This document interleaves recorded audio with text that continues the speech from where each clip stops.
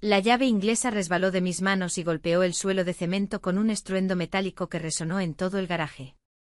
El sudor me corría por la nuca en aquella tarde de sábado, mientras intentaba cambiar el motor de arranque de mi viejo Ford Mustang del 98. El motor rugía en mi cabeza desde hacía 3 días, una sinfonía de frustración. Siempre he sido de los que arreglan las cosas con sus propias manos. Un golpe en la puerta me sacó de mi ensimismamiento. Me limpié la camiseta manchada de grasa y caminé hacia el interior de la casa. Detrás del cristal, un policía uniformado, de aspecto grave, sostenía su gorra bajo el brazo. Mi corazón dio un vuelco. «¿David Morales?», preguntó el oficial con una voz ronca, como si hubiera fumado durante 20 años. «Soy yo», respondí. «Soy el oficial Javier Soto. Necesito hablar con usted sobre su esposa». Las palabras me golpearon como un puñetazo en el estómago. «¿Qué pasa con Elena?». Soto frunció el ceño. «Lo siento mucho, señor Morales, pero su esposa falleció esta mañana en un accidente automovilístico». El mundo se detuvo por un instante, luego explotó. «¿Qué dice?». «Está bromeando», retrocedí un paso. «Elena está durmiendo arriba». El policía me miró con una mezcla de compasión y sospecha. «Señor Morales, el cuerpo ha sido identificado por sus documentos y…». Una palabra se me escapó de la garganta. «No, eso es imposible». «Venga conmigo», dijo Soto. Subimos las escaleras, sintiendo sus pesados pasos detrás de mí. Mi corazón latía como un martillo neumático. El dormitorio estaba a oscuras, las cortinas corridas, como siempre hacía Elena cuando dormía después de un turno nocturno en el hospital. «Elena», murmuré acercándome a la cama. Extendí la mano y toqué el brazo bajo la colcha. Frío y plástico. Soto encendió la luz. Bajo la colcha yacía un maniquí, perfectamente elaborado, con el cabello castaño oscuro, como el de Elena, vestido con su pijama de seda. Colgando del cuello, su cadena de oro con un pequeño dije de plata, un regalo de su abuela. «Dios mío». Soto cogió la radio. «Aquí unidad 207. Necesito apoyo en la dirección». Las palabras se desvanecieron en mis oídos. Me quedé mirando el maniquí, intentando comprender. Alguien lo había colocado allí. Alguien sabía que la policía vendría. Alguien quería que yo pareciera un loco.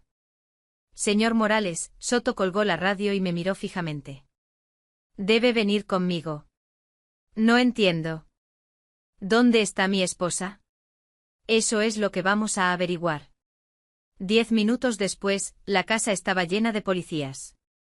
Revisaban armarios, buscaban en cada rincón, fotografiaban el maniquí desde todos los ángulos. Uno de los detectives encontró en la papelera una caja de maniquí, un recibo de una tienda de artículos de belleza de la semana pasada. Las esposas se sintieron frías en mis muñecas. «David Morales, queda usted detenido bajo sospecha de asesinato». Soto me leyó mis derechos, pero las palabras llegaban como a través de algodón. «Tiene derecho a guardar silencio». En el coche patrulla, miré por la ventana a mi casa. Una modesta casa con tejas rojas que compramos hace 7 años. Los vecinos se asomaban por las ventanas, susurrando entre sí. La señora Carmen de enfrente negaba con la cabeza con pena. Pensé en Elena, en su comportamiento extraño en los últimos meses. Perfumes nuevos y caros, ropa elegante, llegadas tardías, un teléfono protegido con contraseña. En la comisaría, las horas se arrastraban como años. Las preguntas caían sobre mí como granizo. «¿Dónde estuvo usted esta mañana entre las 10 y las 12? «En el garaje arreglando el coche». «¿Alguien puede confirmarlo?». La señora Carmen me vio por la ventana. «¿Cuándo vio a su esposa por última vez viva?». «Anoche». «Se acostó antes de las 9. ¿Tuvieron problemas entre ustedes?». Titubeé. «¿Problemas?». Elena se había vuelto diferente, fría, distante, ausente incluso cuando estaba sentada a mi lado en el sofá. Toda relación tiene sus altibajos. 8 horas después, me dejaron en libertad bajo fianza, pero sentía sus miradas sobre mí como láseres abrasadores. No podía volver a casa. Era una escena del crimen. Reservé una habitación en un motel de las afueras, de esos con neons y olor a tabaco rancio. Tumbado en el colchón duro, miraba el techo lleno de manchas de humedad. Alguien había escenificado la muerte de mi esposa y quería que acabara en la cárcel por asesinato. ¿Pero por qué? ¿Y dónde estaba la verdadera Elena? De la academia militar aprendí una cosa. Cuando el enemigo te ataca, no huyes. Planificas un contraataque. Cogí el teléfono y marqué el número de mi hermano. Ricardo, un detective de homicidios con 10 años de experiencia. Dave, ¿qué pasa? Elena no está muerta. O al menos, eso es lo que dice la policía. Hubo un silencio al otro lado tan largo que pensé que la llamada se había cortado. ¿Dónde estás? Ricardo sonaba alerta, como siempre que se ponía en modo detective privado. Hotel El Mirador, Calle del Sol, número 22, habitación 11. No te muevas de ahí. Estaré en 1 hora. Ricardo apareció 53 minutos después. Conté cada uno. Vestía sus habituales vaqueros negros, chaqueta de cuero, barba de varios días. Pero sus ojos estaban concentrados, analíticos. Cuéntalo todo desde el principio. Relaté los acontecimientos del día, sin omitir un solo detalle. Ricardo escuchaba en silencio, tomando notas en una pequeña libreta. Un maniquí, negó con la cabeza. Alguien tiene sentido del humor. No es gracioso. Y no creo que lo sea. Me miró fijamente. Es perfecto. Quienquiera que haya planeado esto, sabía exactamente cómo terminaría.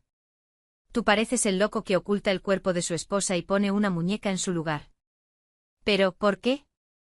Ricardo se levantó y comenzó a dar vueltas por la habitación, un viejo hábito de sus días en la policía. Háblame de los últimos meses.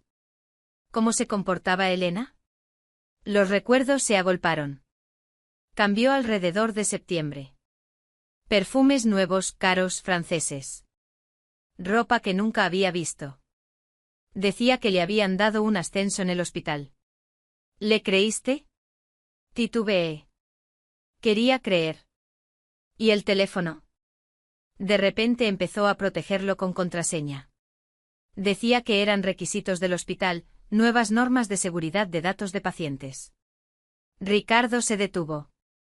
¿Cuándo empezó esto? Septiembre, quizás octubre. ¿Y los turnos nocturnos? Más frecuentes de lo habitual. A veces se quedaba hasta el amanecer, volvía agotada, se duchaba y a dormir. Mi hermano se sentó frente a mí. Dave, ¿has verificado alguna vez esos turnos? La pregunta me golpeó como una bofetada. No. ¿Por qué iba a dudar de mi propia esposa? Porque tu esposa probablemente está viva e intentando meterte en la cárcel. Las palabras flotaban en el aire como veneno. Una parte de mí quería golpearlo por sugerir que Elena podría haberme engañado. Pero la otra parte, la del entrenamiento militar que me enseñó a analizar amenazas, sabía que Ricardo podría tener razón. ¿Qué hacemos? Mañana por la mañana, llamaré a mis contactos en la policía. Necesito ver el informe del accidente. Y tú me hablarás de todos los que podrían tener un motivo para perjudicarte. La lista era más corta de lo que esperaba. Javier Herrera, mi socio comercial durante los últimos 3 años. Nuestra empresa de consultoría de seguridad generaba buenos beneficios, pero Javier se quejaba a menudo de la división de ingresos. Marco Vargas, un competidor que perdió una licitación municipal de $200.000 contra nosotros. Algunos clientes insatisfechos, pero ninguno tan furioso como para planear un asesinato. ¿Y Elena? ¿Quién tendría acceso a ella? La lista era aún más corta. Su hermana Laura vivía en California. Sus padres habían fallecido. Amigas del hospital, pero relaciones profesionales superficiales. Quizás Javier, sugerí. Ricardo arqueó una ceja. ¿Qué quieres decir? Creo que mañana empezaré a seguirlo. Al día siguiente comencé a notar coches. Un sedán oscuro aparcado a 3 manzanas del motel, una camioneta blanca que me seguía al supermercado. La policía me vigilaba, pero intentaban ser discretos. Bien. Significaba que no tenían pruebas suficientes para arrestarme. Ricardo llamó por la tarde con la primera información. El cuerpo estaba quemado en un 60%. Identificación visual imposible. ¿En qué se basaron para decir que era Elena? Documentos en el bolso, joyas, el anillo de bodas. Hizo una pausa mordiéndose los dientes. Dientes. Compararon con los registros dentales. Encajan perfectamente. Algo frío me recorrió la columna vertebral. Eso significa que o era realmente Elena, o alguien tenía acceso a su historial dental. Por la noche, sentado en la habitación del motel, miraba las fotos de nuestra boda. Elena con un vestido blanco sonriente y radiando felicidad. ¿Podría esa mujer haberme engañado durante meses? ¿Podría haber planeado mi perdición? El teléfono sonó a las 11. Tengo algo, Ricardo sonaba emocionado. Javier se reunirá con una mujer mañana en el restaurante La Dolce Vita. 12:30. ¿Crees que? No sé lo que pienso, pero lo averiguaré mañana. Al colgar me tumbé en la oscuridad, escuchando el zumbido del aire acondicionado. En algún lugar, la verdad estaba enterrada bajo capas de mentiras y engaños. Pero la encontraría. Fui ingeniero militar durante 8 años. Me enseñaron a desactivar campos minados. Sabía cómo descubrir con cautela lo oculto. Elena cometió un error al pensar que era un blanco fácil, pero no me conocía tan bien como creía. No conocía al hombre con el que se casó. La mañana siguiente me desperté con un plan. Si iba a ser acusado de asesinato, al menos descubriría la verdad. Y cuando la encontrara, sabría qué hacer con ella. La guerra había comenzado y estaba decidido a ganarla. Ricardo llamó a las 2:30 con un informe de La Dolce Vita. Era ella. Elena, viva, sana y besándose con Javier como un par de adolescentes. La voz de mi hermano sonaba seca, profesional. Tengo fotos. Por un momento no pude respirar. La ira se mezclaba con el alivio, y el alivio con una sensación de traición tan intensa que me dolían las costillas. ¿Dónde estás? Voy para allá. Tenemos mucho de qué hablar. Ricardo apareció con una carpeta llena de fotos. Elena con un vestido rojo que nunca había visto. Elena riendo de algo que Javier dijo. Elena tomándole la mano en la mesa. En cada foto parecía feliz, más feliz que conmigo en los últimos meses. ¿Cuánto tiempo lleva esto? Mi voz sonaba extraña. A juzgar por su comportamiento, al menos varios meses. Ricardo se sentó frente a mí. Pero eso no es todo. Hice una verificación del sistema. Javier alquiló un apartamento al otro lado de la ciudad hace 3 meses. Paga en efectivo. Viven juntos al menos parte del tiempo. Y ahora, lo más interesante. Sacó otra foto. ¿Conoces a este hombre? En la fotografía, vi a un hombre de unos 45 años, calvo con tatuajes en los antebrazos. Estaba sentado en una cafetería con Elena. Entre ellos había un sobre. Nunca lo había visto. Luis Canales. Tiene un expediente tan grueso como una guía telefónica. Principalmente fraudes financieros. Falsificación de documentos. Salió de la cárcel hace 8 meses. Ricardo hizo una pausa. 8 meses. Exactamente. Cuando Elena empezó a comportarse de forma extraña. ¿Qué hacía con un tipo así? Eso es lo que tenemos que averiguar. Ricardo volvió a meter las fotos en la carpeta, pero tuve la sensación de que nuestro señor Canales se especializaba en hacer desaparecer gente en el papel. Los días siguientes, Ricardo pasó rastreando a los 3. Tenía razón. Como ex policía, todavía tenía contactos en la policía, gente que no hacía demasiadas preguntas cuando pedía verificar una matrícula o una dirección. Javier llevaba una doble vida con la maestría de un profesional. Por la mañana aparecía en la oficina, fingiendo ser un socio compasivo, preguntando cómo estaba. Después del trabajo se reunía con Elena en restaurantes, hoteles y su apartamento compartido. Luis Canales resultó ser el eslabón más débil. Ricardo descubrió que tenía deudas con la gente equivocada, $50.000 con un prestamista local llamado Tony, el Toro, Rivera. Rivera era conocido por no perdonar los pagos atrasados. Canales está asustado, Ricardo me mostró fotos de la vigilancia. Mira su lenguaje corporal. Tensa, mira a su alrededor constantemente. Le tiemblan las manos cuando enciende un cigarrillo. El miedo es una buena palanca. Eso es lo que pienso, pero lo más intrigante era la tercera persona en todo este rompecabezas. Una mujer que Ricardo notó durante una de las reuniones de Elena con Canales. Elegante de unos 50 años con el pelo plateado, vestida con un traje caro. Victoria Stone. Ricardo leyó de sus notas.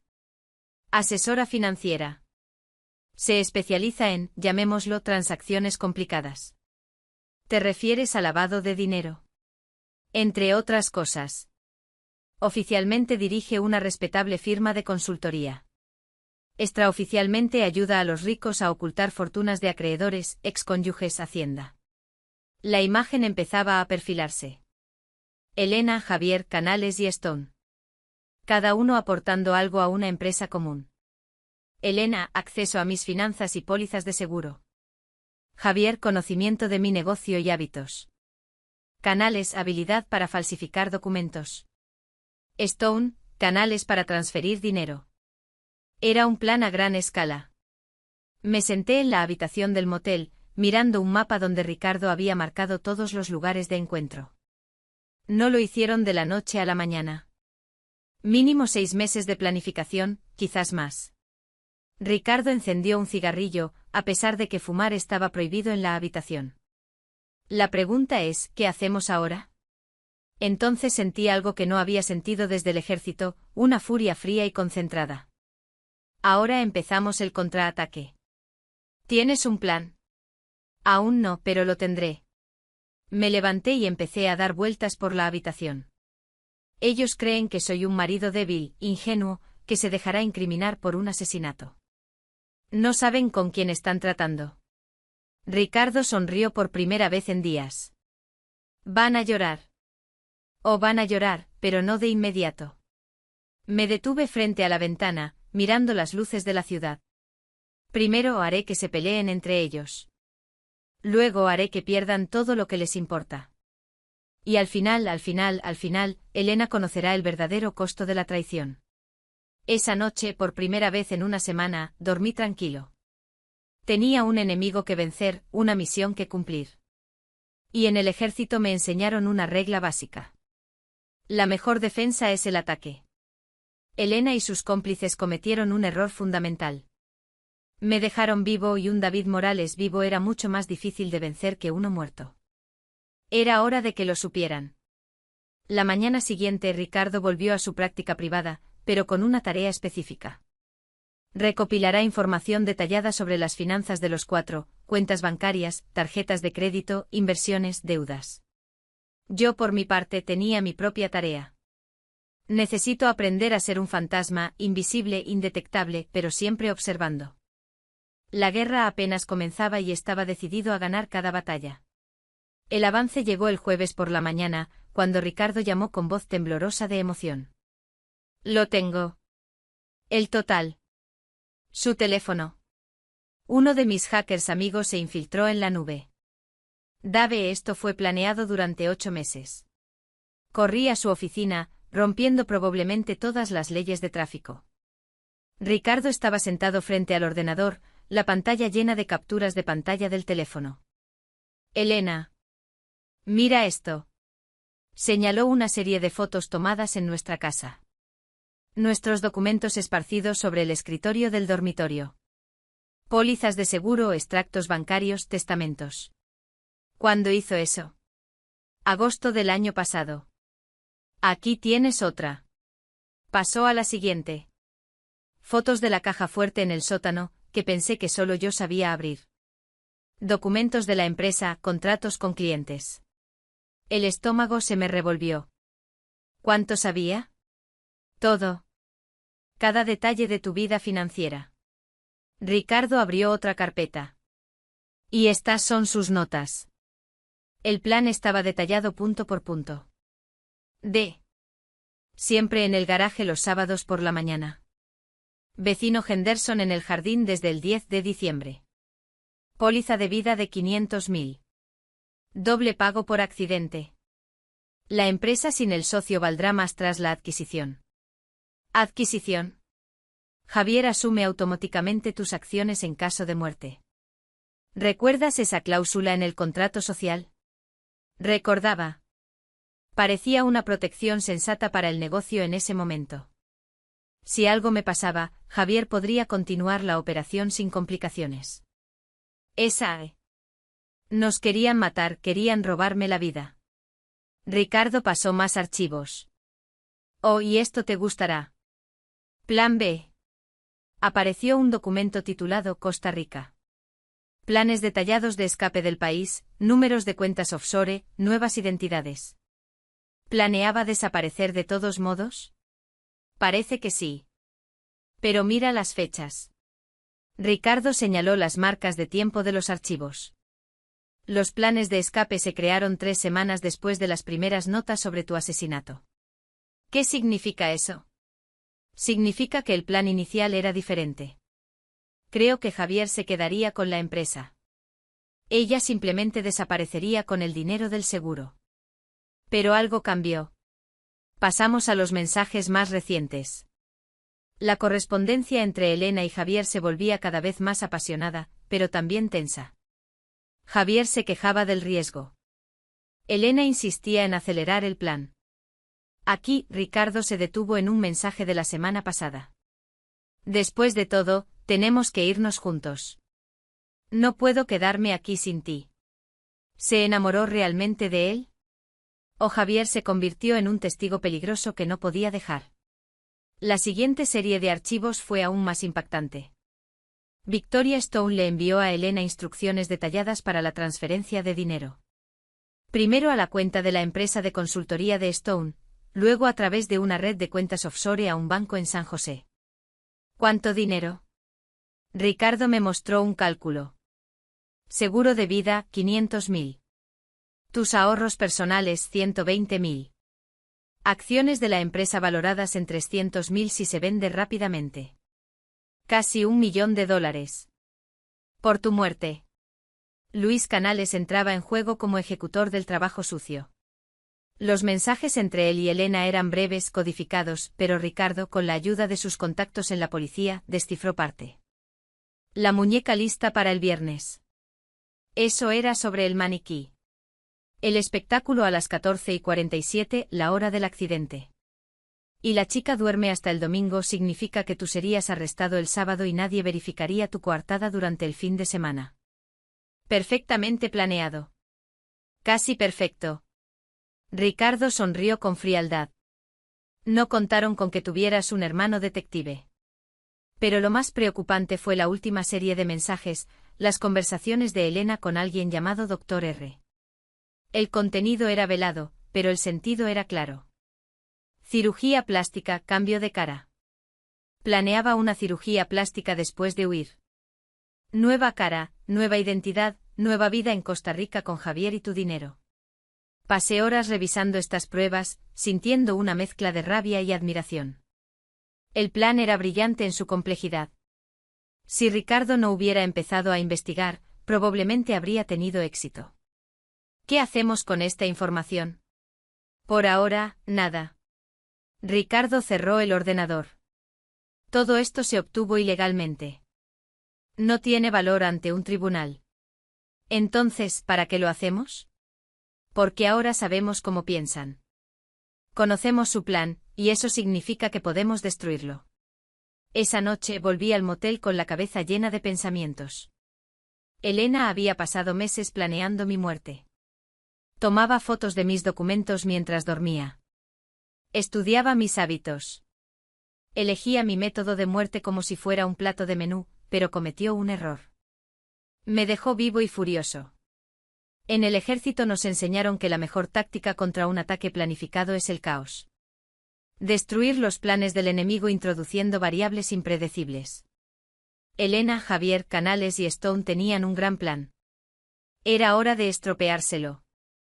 Cogí el teléfono y llamé a Ricardo. Necesito pedirte algo y no te gustará. Te escucho. Necesito desaparecer unos días. Oficialmente. Dave.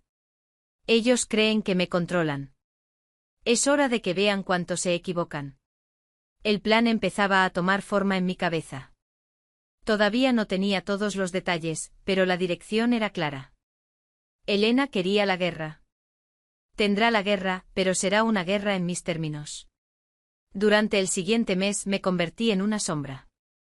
Ricardo se encargó del lado oficial, manteniendo las apariencias de una investigación normal en mi caso. Se ponía en contacto regularmente con la policía, comprobando los avances de la investigación. Yo, mientras tanto, aprendía sus vidas de memoria. Elena vive ahora principalmente en el apartamento de Javier. Se levanta a las 7, va al gimnasio a las 8:30, toma café siempre en la misma cafetería de la esquina de la calle Mayor. Javier va a la oficina puntualmente a las 9, pero las 2 primeras horas las pasa en llamadas privadas, probablemente relacionadas con la adquisición de mi empresa. Lucas Canales era el más predecible. Cada lunes se reunía con Tony Rivera en el bar El Siete Suertes, suplicando más tiempo para pagar su deuda. Rivera ya está perdiendo la paciencia. Recientemente Canales salió con el labio roto y un ojo morado. Perfecto. Victoria Stone dirigía su negocio con la precisión fría de una mujer de negocios. Su oficina en el 10º piso del rascacielos era una fortaleza, pero tenía una debilidad. Almuerzos diarios en el restaurante El Cardenal con clientes que preferían no ser vistos en su oficina. Los estudié durante semanas, tomando notas, fotografiando, grabando. Los conocía mejor que a mí mismo. Mientras tanto, trabajaba en la preparación de las herramientas. La casa seguía bajo vigilancia policial, pero Ricardo consiguió acceso al sótano a través del vecino. Al parecer para comprobar la instalación eléctrica después del accidente. El señor Ramiro, un electricista jubilado, estaba encantado de ayudar. El sótano era perfecto. Muros de hormigón, entrada independiente por la parte trasera de la casa, instalación de agua y saneamiento propia. De mis tiempos militares, recordaba los principios básicos de construcción de refugios. Durante 2 semanas trabajé de noche instalando ventilación adicional, iluminación, comodidades básicas. Nadie revisaba el sótano. No era la escena del crimen. Ricardo encontró a una médica a través de sus contactos militares. Había sido médica de combate en Afganistán. Ahora trabajaba en el hospital de la ciudad. Tenía acceso a la morgue y, lo más importante, entendía el código de honor militar. ¿Qué necesitas?, preguntó cuando Ricardo explicó la situación. Un cuerpo de mujer de edad y complexión similar a mi esposa. Se lo encargaré, respondió Lila sin inmutarse. ¿Por cuánto tiempo? 1 día, quizás 2. Tendrá un costo. No se trata de dinero. Me deberás un gran favor. Acepté sin dudarlo. La parte más difícil fue hackear el sistema dental. Ricardo conocía gente que conocía gente, pero cambiar los registros en la base de datos del dentista de Elena requería acceso físico a su ordenador. El doctor Mateo Ríos dirigía una consulta en una pequeña clínica. Su asistente, una joven llamada Sofía, tenía debilidad por los hombres altos, morenos y de ojos azules. Ricardo era perfecto para ese trabajo. 2 semanas de flirteo, 3 citas, una noche de quedarse accidentalmente en su apartamento cuando se quedó sin gasolina al regresar de un restaurante. Sofía vivía encima de la clínica. El acceso al sistema informático fue pan comido. Registros dentales cambiados, informó Ricardo. Si alguien comprueba, encontrará los dientes de Juana López en lugar de los de Elena. Quedaba lo más difícil, convencer a Luis Canales de que colaborara. Lo encontré el jueves por la noche en el aparcamiento del bar El Siete Suertes. Estaba solo, sudoroso, nervioso después de otra conversación con Rivera. Señor Canales, me di la vuelta bruscamente. Mi mano se dirigió automáticamente al bolsillo de mi chaqueta. Tranquilo. Manos arriba. Solo quiero hablar. ¿Quién es usted? Alguien que puede resolver su problema con el señor Rivera. Sus ojos se entrecerraron. No sé de qué habla. $50.000. Los intereses se acumulan cada semana. Rivera le dio una última oportunidad el lunes. Me acerqué un paso, pero tengo una mejor propuesta. Canales escuchó durante 20 minutos. Su rostro pasó de la sospecha a la sorpresa, y luego a un interés calculador. ¿Cuánto?, preguntó finalmente. 100.000 en efectivo por un servicio. ¿Qué servicio? Traerme a mi esposa. Ella cree que no lo sabe. Lo sé todo, señor Canales. De usted, de Javier de Victoria Stone, de los planes de escape a Costa Rica. Su rostro palideció, pero no estoy interesado en venganza. Estoy interesado en justicia. ¿Qué tengo que hacer? Mañana por la mañana llamará a Elena, le dirá que hay problemas con los documentos, que necesita reunirse de inmediato, la traerá a la dirección indicada, y luego recibirá su dinero y tomará un avión a la Ciudad de México. 1 hora después de completar la tarea. Canales reflexionó mucho. Finalmente asintió. ¿Cuándo? Sábado por la mañana. Exactamente a las 14:47. La fecha no era casual. Era exactamente la hora en que debía morir en su plan original. Justicia poética. Los próximos 2 días pasé en los preparativos finales. Lila consiguió el cuerpo, una mujer sin nombre que murió en un accidente automovilístico el día anterior. La familia no lo reclamó. Ricardo preparó los documentos de viaje para Canales y le reservó un billete de avión. Yo revisé el sótano por última vez. Todo estaba listo. El viernes por la noche me senté en la habitación del motel, mirando la foto de nuestra boda. Elena con un vestido blanco, radiante, feliz. Me pregunté cuándo dejó de amarme exactamente, cuándo decidió que valía más muerta que viva. Mañana lo sabré. Mañana Elena conocerá el verdadero costo de la traición. La mañana del sábado fue perfecta, fría, nublada, con una llovizna ligera que hacía que la gente se refugiara más rápido en sus casas. Me senté en el garaje a las 10, levantando el capó del Mustang para los observadores inexpertos. El señor Ramiro estaba regando el césped. Como cada sábado me saludó amistosamente por encima de la valla. ¿Cómo va ese motor, Dave? Casi terminado, señor Ramiro. Ya funciona como debe ser. Un coartada perfecta. Ramiro podría testificar que estuve en el garaje toda la mañana. A las 12:30, sonó el teléfono de Ricardo. Lila está en posición. La ambulancia lista. Canales habló con Elena hace 1 hora. Dijo que Victoria Stone quería reunirse urgentemente. Problemas con los documentos bancarios. Elena estaba furiosa, pero aceptó.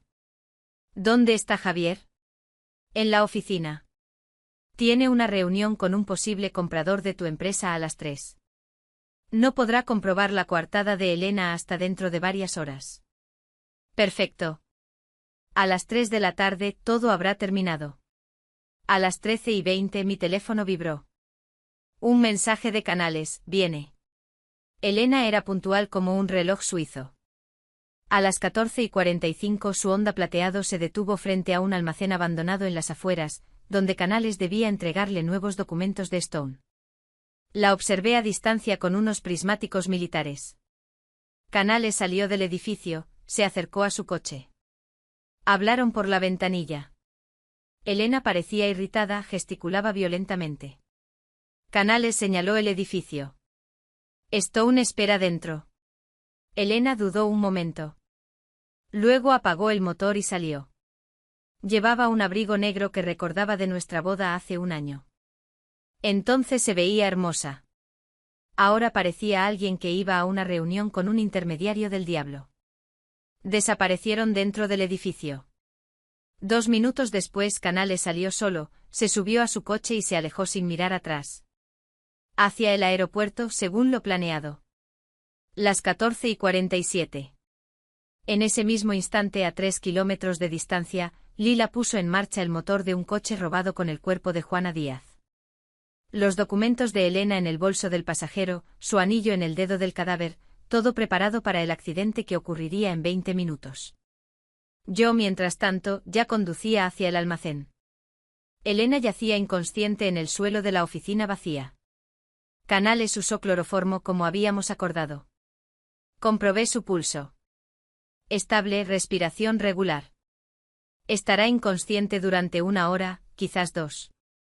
La cargué en el maletero de mi coche, un vehículo temporal que Ricardo había conseguido a través de un amigo mecánico sin matrícula, sin seguimiento. A las 15:10 estaba de vuelta en casa. Ramiro seguía en el jardín. Me saludó con la mano por encima de la valla. ¿Terminaste con ese motor? Sí, ya funciona perfectamente. Llevé a Elena inconsciente por la entrada trasera al sótano. La acosté en la cama preparada. Revisé las cámaras y el sistema de audio. Todo funcionaba. A las 15:20 se oyó el sonido de sirenas a lo lejos. Lila había cumplido su parte del plan. Accidente en la carretera 126. Coche en llamas, cuerpo irreconocible. Documentos de Elena esparcidos por la carretera. Mi teléfono sonó a las 16:15. Señor Morales, aquí oficial Rodríguez. Tengo malas noticias. ¿Qué pasó?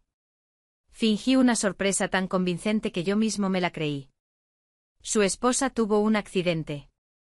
El coche se salió de la carretera, chocó contra un árbol. ¿Incendio? ¿Dónde está? ¿Está viva? Lo siento, señor Morales. No sobrevivió. Me senté pesadamente en una silla, dejando caer el teléfono. Ramiro, desde la ventana, vio mi reacción perfectamente. Jackson llegó 1 hora después con otros 2 policías. Hicieron preguntas rutinarias. ¿Dónde estuvo usted esta tarde? En el garaje.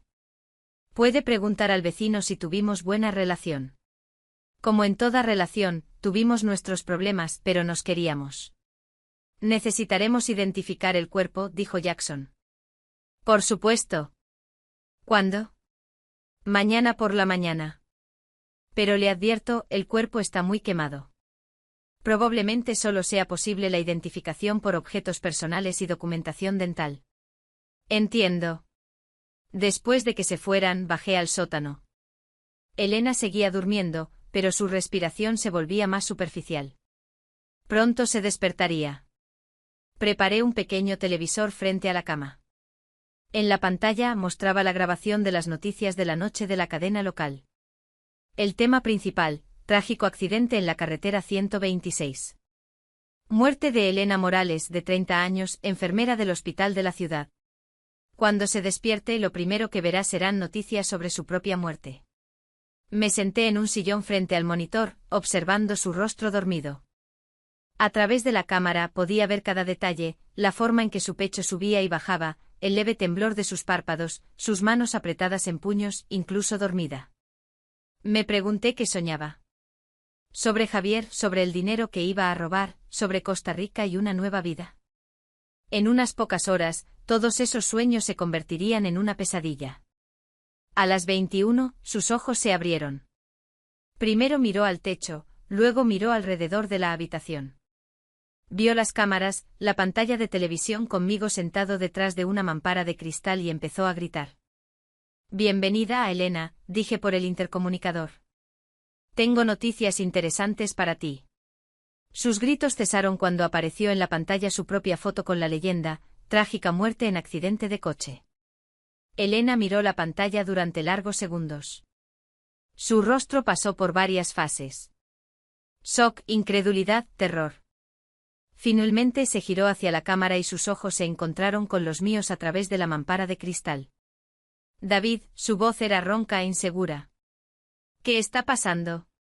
Estás viendo las noticias. Al parecer, moriste en un accidente de coche. Condolencias, esto es imposible. Se levantó de la cama, corrió hacia el cristal. Es un error. Estoy viva. Estoy aquí. Sí lo estás, pero el mundo piensa de otra manera. Cambié el canal de televisión. Mira. En la pantalla apareció una transmisión en vivo de la escena del accidente. El reportero estaba junto a los restos calcinados de un Honda plateado, idéntico al coche de Elena. La cámara mostraba fragmentos de documentos, su licencia de conducir, tarjetas de crédito, restos de un bolso que había llevado durante los últimos 2 años. La víctima del trágico accidente es Elena Morales, de 30 años, enfermera del hospital de la ciudad, decía el reportero. Según las primeras investigaciones policiales, el coche patinó en la calzada mojada. Chocó contra un árbol. El incendio consumió la mayor parte del vehículo. Elena golpeó el cristal con el puño. Esto es una broma. No puedes tenerme aquí. Puedo y lo haré. Apagué el sonido del televisor, pero la imagen permaneció. Siéntate, Elena. Tenemos mucho de qué hablar. Durante las primeras horas, lo intentó todo. Gritar, llorar, rogar, amenazar. Buscó micrófonos ocultos, revisó cada centímetro del sótano. Cuando se dio cuenta de que no había salida, se sentó en la cama y me miró con odio. ¿Por qué haces esto? ¿Realmente tienes que preguntar? Encendí otra grabación en la pantalla. Esta vez no eran noticias. Era Elena con Javier en un restaurante besándose sobre copas de champán. Su rostro palideció. ¿Cuándo grabaste eso? Yo no lo hice, mi hermano. Un detective privado muy talentoso. Pasé por más grabaciones. Y tú con Luis Canales, el falsificador de documentos. Y esta con Victoria Stone, la especialista en lavado de dinero. Cada foto era como una bofetada. Elena intentaba mantener una cara de póker, pero podía ver cómo su confianza se resquebrajaba segundo a segundo. Pero lo que vas a ver ahora es mi parte favorita. Encendí una grabación de audio. Una conversación telefónica entre Elena y Javier de hace 3 días. Tiene que parecer un accidente. Sin rastro de violencia. Canales dice que tiene una forma de hacer que David parezca un asesino que ocultó el cuerpo. ¿Estás segura de que es la única manera? La única que nos garantiza todo el dinero. El seguro, la empresa, sus ahorros. Casi $1 millón. Javier tendrá suficiente para una nueva vida en Costa Rica. Apagué la grabación. Elena se sentó en silencio. Las lágrimas corrían por sus mejillas. 8 meses de planificación, dije en voz baja. Hacías fotos de mis documentos mientras dormía. Estudiabas mis hábitos. Planeabas cómo matarme. Durante 8 meses te acostaste a mi lado, sabiendo que querías matarme. David, no es así. No. Encendí otra grabación. Esta vez, Elena hablaba con Canales sobre los detalles del accidente. Fecha, hora, lugar. Todo planeado con la precisión de una operación militar. No fue amor por Javier, continué. Fue codicia. Pura y simple codicia. Valía más muerta que viva. Elena levantó la cabeza. En sus ojos brilló una determinación familiar. ¿Qué quieres? Podemos negociar el dinero. Javier, cambié el canal de televisión. En la pantalla apareció un reportaje en vivo desde la comisaría. Javier Herrera, ¿estás hablando de este Javier? Sus ojos se agrandaron. Un agente del FBI está sacando a Javier con esposas de su oficina. Acusaciones de fraude financiero, lavado de dinero, evasión fiscal. Acerqué la imagen. ¿Ves su cara? No es la cara de un hombre que piensa en salvar a su amante. Es la cara de un hombre que solo piensa en sí mismo. No puede ser. ¿Cómo el FBI? Ricardo tiene amigos en todas partes. Resulta que Javier efectivamente estaba violando la ley, solo que no la que tú creías. Falsificaba facturas, ocultaba ingresos, lavaba dinero para clientes. Los federales lo tenían vigilado desde hacía meses. Le mostré otra grabación. Javier hablando con su abogado por teléfono desde la cárcel. Sus palabras fueron despiadadas. No sé nada de ninguna Elena Morales. Esa mujer está muerta. Compruébelo en internet. Javier te traiciona antes de que él se entere de que estás viva. Apagué la grabación, pero eso no es lo peor. En la pantalla aparecieron extractos bancarios, cuentas offshore que Victoria Stone había preparado para su escape. ¿Ves estas transferencias? Javier las inició ayer. Transfiere dinero sin ti. El plan era, tú mueres en un accidente. Yo voy a la cárcel por asesinato. Y Javier desaparece con el dinero. Tú nunca ibas a ver Costa Rica. Elena se derrumbó cayendo de costado, acurrucándose en posición fetal, sollozando sin poder hacer nada. Todos te traicionaron, Elena, Javier, Canales, incluso Stone. Cada uno tenía su propio plan para tu fin. La dejé sola durante unas horas con el televisor mostrando en bucle las noticias del arresto de Javier. Cuando regresé, estaba sentada en el suelo, mirando al vacío. ¿Por qué me haces esto?, preguntó con voz débil. Porque puedo, porque te lo mereces y porque quiero que entiendas una cosa. ¿Cuál? Que nunca fuiste tan inteligente como creías. Esa noche la dejé sola con sus pensamientos y el televisor. Mañana comenzaría la verdadera parte de su castigo. Al día siguiente Ricardo llamó con un informe del tribunal. Javier no saldrá bajo fianza. Los federales tienen pruebas de acero contra él. 3 años de lavado de dinero sistemático, falsificación de declaraciones fiscales, fraude financiero. No tiene nada que ver contigo ni con Elena. ¿De dónde provienen esas pruebas? Uno de sus clientes resultó ser informante del FBI. Lo estuvieron grabando durante 1 año. Javier cavó su propia tumba. Excelente. La justicia a veces tiene su propio ritmo. Bajé al sótano con una taza de café y periódicos frescos. Elena estaba sentada en la cama, mirando el televisor. En la pantalla se emitía un reportaje sobre el juicio de Javier. Buenos días, amor. ¿Cómo dormiste? Ni siquiera me miró. Javier dio una entrevista hoy desde la cárcel. Encendí el sonido del televisor. ¿Quieres escuchar? El reportero hacía preguntas a través de los barrotes de la celda de detención provisional. Javier parecía un hombre cuyo mundo se había derrumbado. Camisa arrugada, barba de 3 días, ojeras. Señor Herrera, ¿es cierto que planeaba huir del país? No tengo idea de dónde provienen esas acusaciones. Soy inocente de los delitos que se me imputan.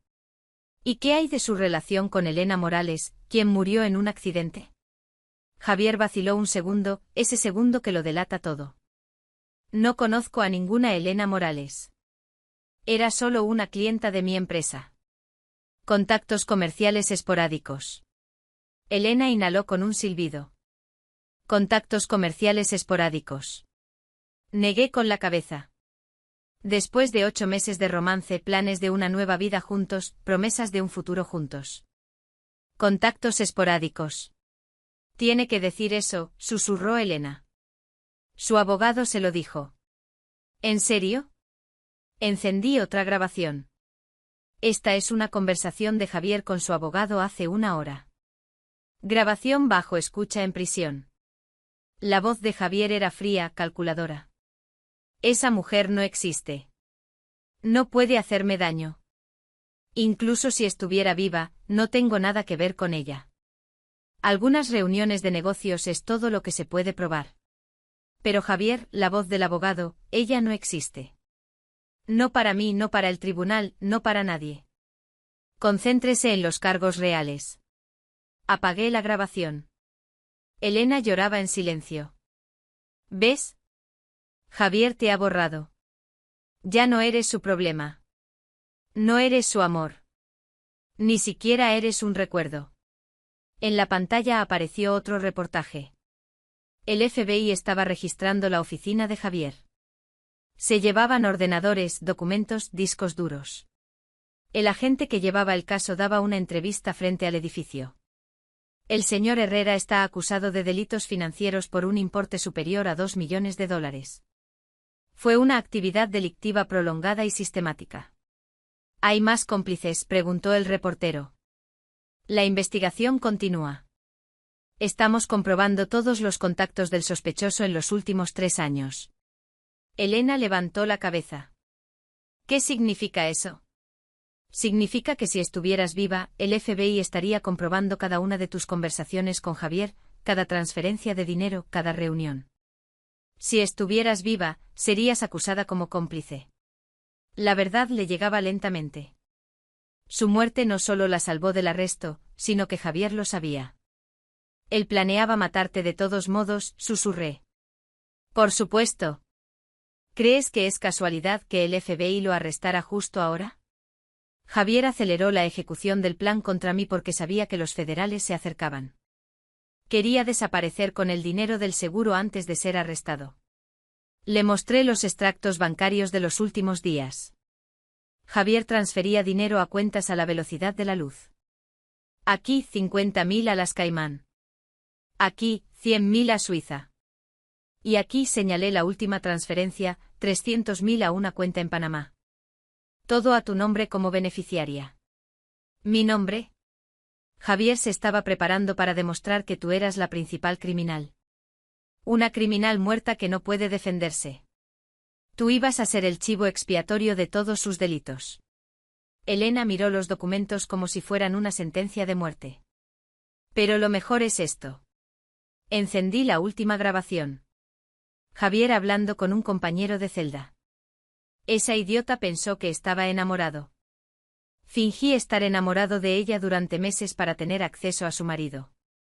Su empresa, su dinero, sus pólizas. Si el plan hubiera tenido éxito, me habría quedado con todo. Ella estaría tirada junto a él en el cementerio. Elena se levantó de la cama y se lanzó contra el cristal, golpeándolo con los puños. Ese cabrón. Ese jodido cabrón. Sí. Apagué la grabación. Javier Herrera nunca te amó. Era solo una herramienta para conseguir mi dinero. ¿Y cuándo dejaste de serle útil? Tenía que matarme. Tenía que matarte. Acusarte de todos sus delitos y vivir tranquilamente con el dinero de mi seguro. Me serví café, pero ya no podía. Está sentado en una celda y estará allí durante los próximos 20 años. ¿Y yo? Sonreí. Tú estás muerta, ¿recuerdas? Elena Morales no existe. Solo es una mujer en un sótano que cometió un error al pensar que podía engañarme. La dejé con el televisor mostrando en bucle las noticias del juicio de Javier. Su abogado ya estaba preparando una defensa basada en culpar a la difunta cómplice, Elena Morales. La ironía era dulce. Javier intentaba destruir a una mujer muerta, sin saber que esa mujer lo observaba desde el sótano, pagando por sus pecados. La justicia a veces tiene un sabor perfecto a venganza. 3 semanas. Durante 3 semanas, Elena observó cómo su mundo se derrumbaba a través de la pantalla del televisor. Javier condenado a 25 años de prisión. Luis Canales encontrado muerto en México. Al parecer, las deudas con Tony Rivera lo alcanzaron a pesar de su huida. Victoria Stone arrestada por agentes federales. Su empresa cerrada, sus cuentas bloqueadas. Todos los que la ayudaron a planear mi muerte, ahora pagaban el precio, pero no el que ella pagaba. Elena ya no era la misma mujer. Había adelgazado, su pelo estaba grasiento, sus ojos hundidos. Pasaba la mayor parte del día sentada en el suelo, mirando al vacío. A veces lloraba, a veces gritaba, pero la mayoría de las veces simplemente guardaba silencio. El jueves por la mañana, escuché una débil voz por el intercomunicador. David. Por primera vez en una semana, habló. Te escucho. Quiero hablar contigo cara a cara. Me detuve a pensar. Durante estas semanas, solo la había observado a través de las cámaras. Había hablado por el intercomunicador. La había visto quebrarse, perder sus últimos vestigios de orgullo y esperanza. ¿Estaba lista para una conversación real? Por favor, añadió en voz baja. Esa noche entré en el sótano por primera vez desde su secuestro. Elena estaba sentada en la cama, encorvada, con las manos juntas sobre las rodillas. Parecía la sombra de sí misma. Parece que me mantienes viva, así que tienes un plan, dijo sin levantar la vista. Lo tengo. ¿Quieres que sufra, que pague por lo que hice? Ya estás pagando desde hace 3 semanas. Levantó la cabeza. Sus ojos estaban rojos, pero en su interior percibí algo que no había estado antes. Aceptación. Lo he visto todo. Javier Canales Stone. Todos me traicionaron. Igual que tú me traicionaste. Lo sé. Su voz era baja, plana. Durante 8 meses planeé tu muerte. Me acosté a tu lado, sabiendo que quería matarte. Hice fotos de tus documentos, estudié tus hábitos. ¿Por qué? Por primera vez me miró directamente a los ojos. El dinero y Javier. Pensé que lo amaba. Y ahora sé que fui una idiota. Javier me usó. Tú me mostraste la verdad sobre todos. Sobre mí también. Me senté frente a ella. ¿Qué verdad? Que soy un monstruo. Que planeé matar al hombre que me amaba y me cuidaba durante 7 años. Las lágrimas empezaron a correr por sus mejillas. Que merezco todo lo que me estás haciendo. Me quedé en silencio un largo rato. Era el momento que había estado esperando. El momento en que Elena comprendiera plenamente la magnitud de su acto. Tienes una hija de 19 años, dije finalmente. Elena se estremeció como si la hubieran golpeado. Laja estudia ingeniería en la Universidad Estatal. Segundo año. Buenas notas. Muchos amigos. Un novio llamado Marcos. Saqué una foto de mi bolsillo. Recibió la noticia de tu muerte por parte del decano. Lloró durante una semana. Elena tomó la foto con manos temblorosas. Laja en el campus, sonriente y feliz. Yo la observo, le dije. No lo sabe, por supuesto, pero sabemos todo sobre su vida. ¿Por qué me muestras esto? Porque tienes una elección que hacer. Elena me miró con esperanza. Opción 1. Te quedas aquí para siempre.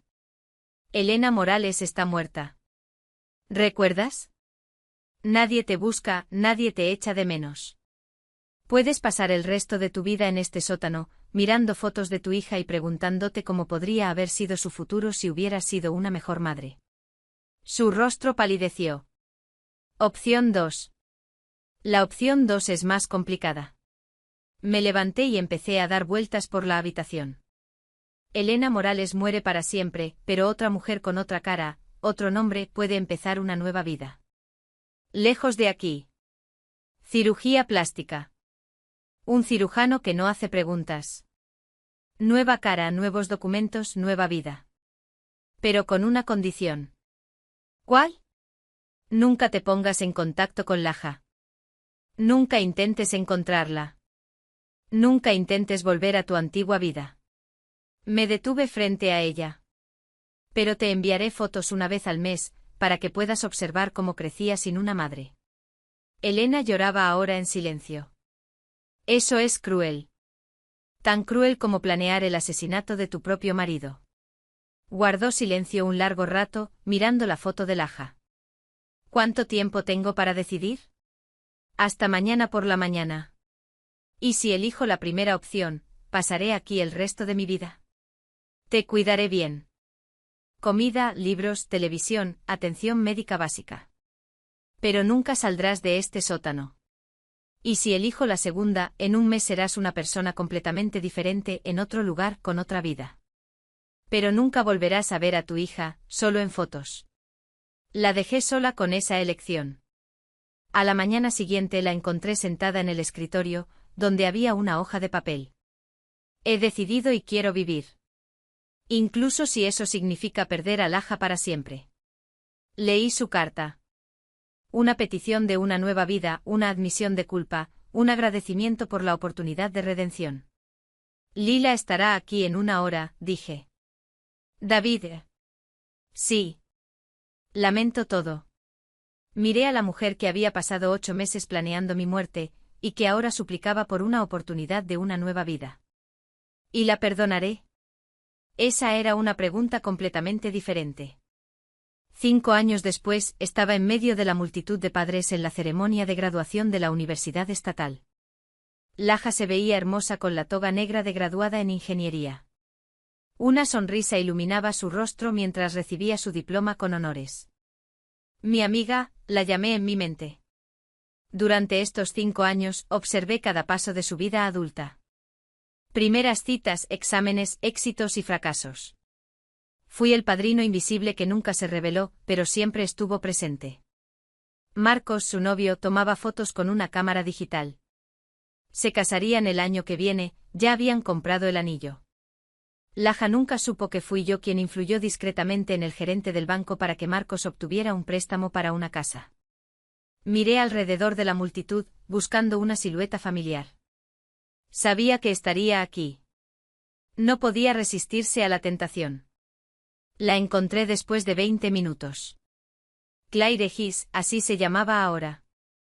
Estaba parada bajo un árbol a 30 metros del escenario principal con una cámara con teleobjetivo. Su pelo era corto, rubio, su nariz se veía diferente, sus pómulos más altos. El cirujano de Lila hizo un buen trabajo. Si no la hubiera buscado a propósito, nunca la habría reconocido. Pero conocía la forma en que sostenía la cámara. La forma en que inclinaba la cabeza cuando se concentraba. Algunos hábitos no se pueden cambiar con cirugía plástica. Claire Gis vivía en Lodi, Montana. Trabajaba en una pequeña librería. Alquilaba un modesto apartamento encima de la tienda. Vivía una vida tranquila, solitaria, sin amigos ni conocidos cercanos. Una vez al mes, recibía un sobre con fotos de Laja en la escuela, en citas de vacaciones durante sus estudios. Nunca intentó ponerse en contacto. Nunca buscó su antigua vida. Mantuvo nuestro acuerdo, pero hoy era un día especial. El día de la graduación de su hija. No podía perdérselo. Observé cómo Claire tomaba fotos a distancia. Las lágrimas corrían por sus mejillas, pero sonreía. Laja en el escenario se reía de algo que dijo el decano. Claire se llevó una mano al corazón. Después de la ceremonia, la multitud se dispersaba. Claire se quedó bajo el árbol, mirando en la dirección en que Laja había desaparecido con Marcos y un grupo de amigos. Me acerqué lentamente. Un buen día para tomar fotos. Se giró bruscamente. Por un instante el miedo brilló en sus ojos, luego resignación. David. Claire, asentí. ¿Te ves bien? Montana te sienta bien. ¿Cómo supiste que estaría aquí? Porque soy su padre. Sabía que no podrías quedarte en casa. Guardó silencio mucho tiempo, mirando en la dirección en que desapareció Laja con Marcos y un grupo de amigos. Es hermosa, susurró finalmente. Sí, y es inteligente y feliz. Feliz, repitió Claire la palabra como una oración. Eso es importante. Estudió mucho. Quizás consiga un trabajo en una empresa de ingeniería en Portland. Marcos recibió una oferta allí. Marcos es un buen chico, el mejor. La ama, la respeta. Será un buen marido. Claire cerró los ojos. Ella pregunta por mí a menudo. Titubeé. La verdad era brutal. Pero Claire la merecía. El primer año a menudo. Luego con menos frecuencia. Ahora, casi nunca. Hice una pausa. Tiene una foto de un viaje que hicimos juntos al lago hace 6 años. La tiene en su escritorio, pero habla de ti en pasado. Claire asintió como si lo esperara. Bien, así debe ser. ¿La extrañas? Todos los días. Me miró con una leve sonrisa. Pero es el castigo correcto, ¿verdad? Vivir sabiendo que tienes una hija, pero sin poder tocarla, abrazarla, decirle que la amas. Fue tu elección. Sí, y no me arrepiento. Hizo clic y guardó la cámara en su bolso. Ella tiene una vida mejor sin mí. Tomé la decisión correcta. Se dirigió hacia el aparcamiento. Después de 10 pasos, se detuvo y se giró. David, sí, gracias por las fotos, por dejarme ver este día. Es la última vez. Claire, lo sé. Sonrió tristemente, pero ya está. La vi feliz. Es todo lo que necesitaba. La observé alejarse hacia su viejo Toyota. En 1 hora estará de camino de regreso a Montana, a su solitaria vida en la librería. Mañana me enviará una última carta. Gracias por permitirme venir. Y prometo que nunca más intentaré contactar a Laja. Cumplirá su palabra. Durante estos 5 años aprendió que su nueva vida tenía límites, y cruzarlos significaba el fin de todo. Al día siguiente recibí un paquete. Dentro, todas las fotos de Laja que le había enviado durante años. Cada una desgastada por la frecuente visión, algunas manchadas de lágrimas. En la parte superior, había una nota. David, devuelvo las fotos. Ya no las necesito. Laja es adulta, feliz y segura. Es todo lo que podía pedir. Vive bien, Claire. Me senté en mi nueva oficina. La empresa había crecido 4 veces desde la muerte de Javier, guardando las fotos de la hija de la mujer que intentó matarme. La ironía era perfecta. Elena lo había perdido todo. Marido, amante, dinero, identidad de hija. Pero ganó algo que no tenía hace 5 años, la conciencia de las consecuencias de sus actos. Fue justo. ¿Fueron suficientes 5 años de soledad en Montana por 8 meses de planear mi muerte?